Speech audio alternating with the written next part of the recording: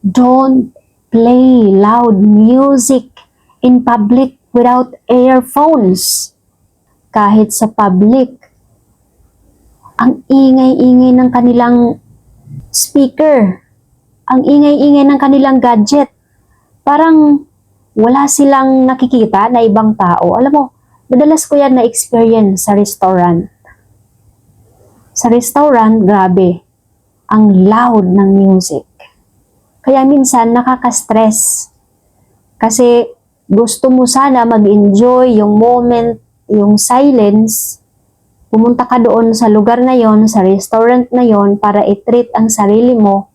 Ang ending, naging stress ka doon sa mga gadget at loud ng ibang tao.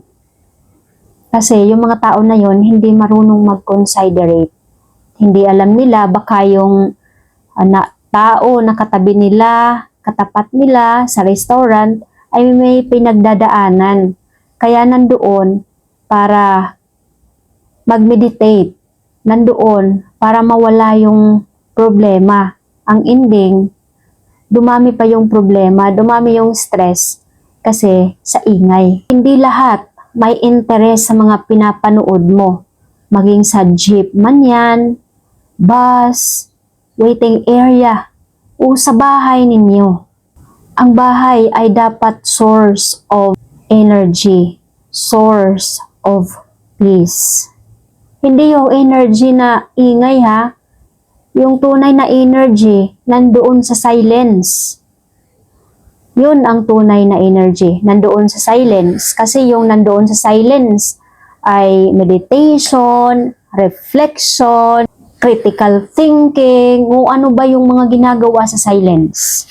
Silence ay nagdadala ng progress. Kaya paano ka magkakaroon ng progress kung ang ingay-ingay ng paligid mo? Hindi talaga maiiwasan ng ganun.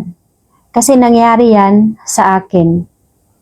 Noong sumusulat ako ng aklat, sinulat ko yung Crying into the Sky, Learning to Soar Again.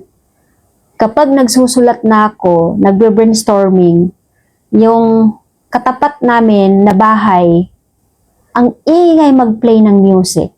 Kaya ako, napilitan bumili ng speaker. Bumili ako ng speaker para hindi ko marinig yung music niya. So instead, yung maririnig ko habang nagsusulat, yung motivational speech o podcast. Kaya productive pa rin ako kahit maingay yung paligid. So, di ba? So, nag-invest ako kung paano ko i-handle yung ingay ng environment. Ang paggamit ng earphones sa public ay isang konsiderasyon. Kasi hindi lahat ng tao ay gustong marinig ang usapan nyo o mga pinapanood mo. Kasi yung iba, hindi mo alam, nagpapahinga. Galing sila sa trabaho, pagod, galing sila sa stress, kaya sila nandyan, nagpahinga.